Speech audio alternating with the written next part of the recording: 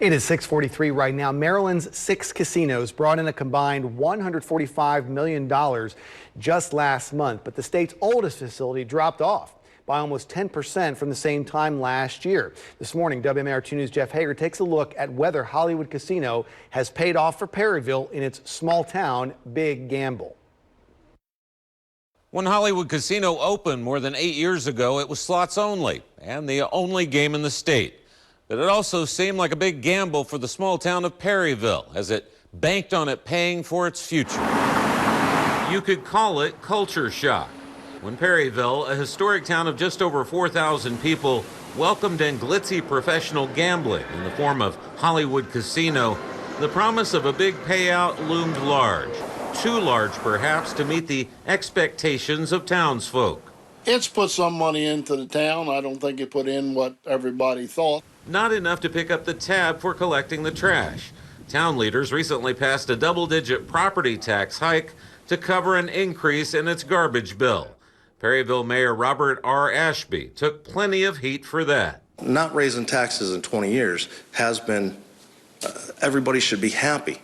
And then I'm only raising it a nickel, which would, on the average household in this town, which would be $200,000, is raising it $100 on your personal property tax. If people thought allowing a casino in their backyard would pay all of their bills, it appears they thought wrong.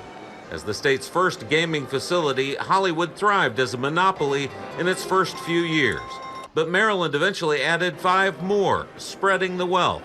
Matt Heiskell is Hollywood's general manager. Revenues have declined over time as casinos have come into the state. We've really kind of settled in over the last 3 years to kind of an area around $75 million a year from a gaming revenue standpoint.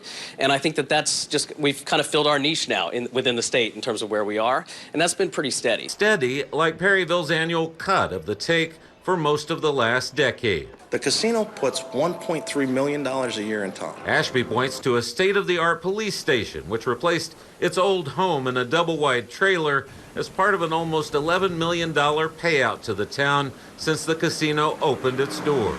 Facilities, $1.4 million. That's the new DP&W building. That's the new police station. That's Trago Field.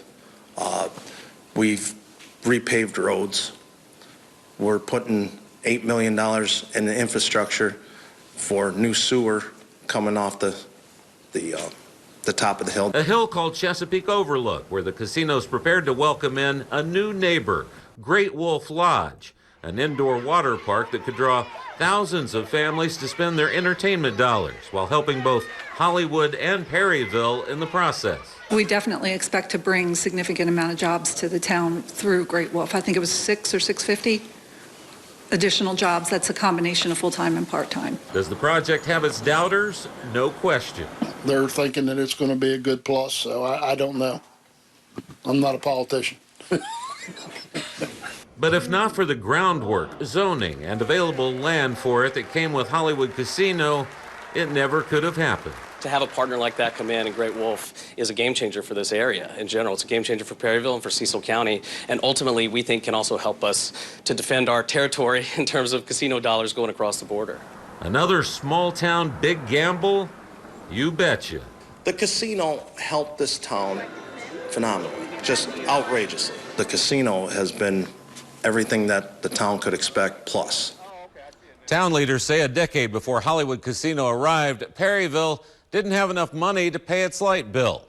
A decade later, the second largest town in Cecil County now has its 3rd lowest tax bill.